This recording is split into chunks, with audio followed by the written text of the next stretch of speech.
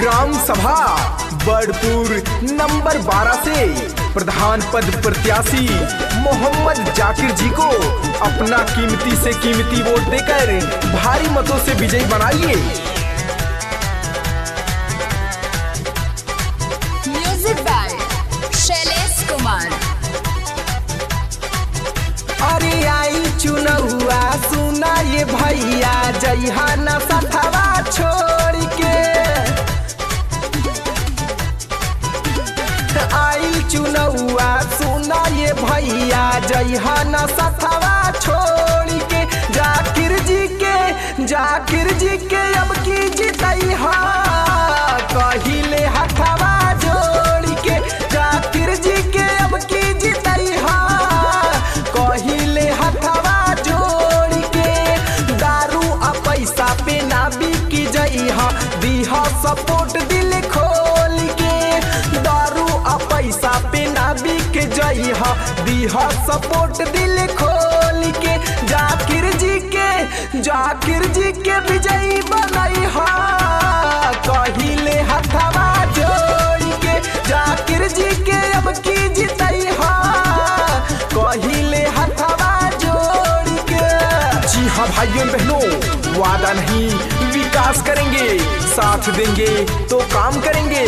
Gram Badpur number 12 से चुनिए प्रधान पद प्रत्याशी मोहम्मद जाकिर जी को। अरे गांव के विकास होई करा विश्वास हो, करा विश्वास हो, करा विश्वास हो। हाँ, गांव के विकास होई करा विश्वास हो। गली गली आरसीसी मिली आवास हो। चाची सुना बतिया हमार मिली पेंशन हर योजना के लाभ, योजना के लाभ। करी विनतिया ए चाचा चाची दिहा ना वोटवा चोर के। करी विनतिया सुना ये चाचा दिहा ना वोटवा छोड़ के। जाकिर जी के विजयी बनैहा कहिले हथवा जोड़ के। जाकिर जी के अब की जितैहा कहिले हथवा जोड़ के। तो जी हाँ भाइयों बहनों, गरीबों के साथ कंधे से कंधा मिलाकर चलने वाला प्रत्याशी, गरीबों के दुख दर्द को समझने वाला प्रत्याशी मोहम्मद जाकिर जी को विजयी बनावे। तो इस बार ग्राम सभा बड़पुर नंबर 12 का विकास कराना है तो मोहम्मद जाकिर जी को विजयी बनाना है।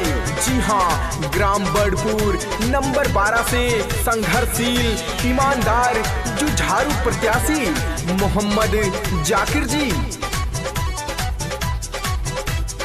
गरीब किसान सब रोवत भाई, रोवत भाई, रोवत भाई। गरीब किसान रोवत सब भाई।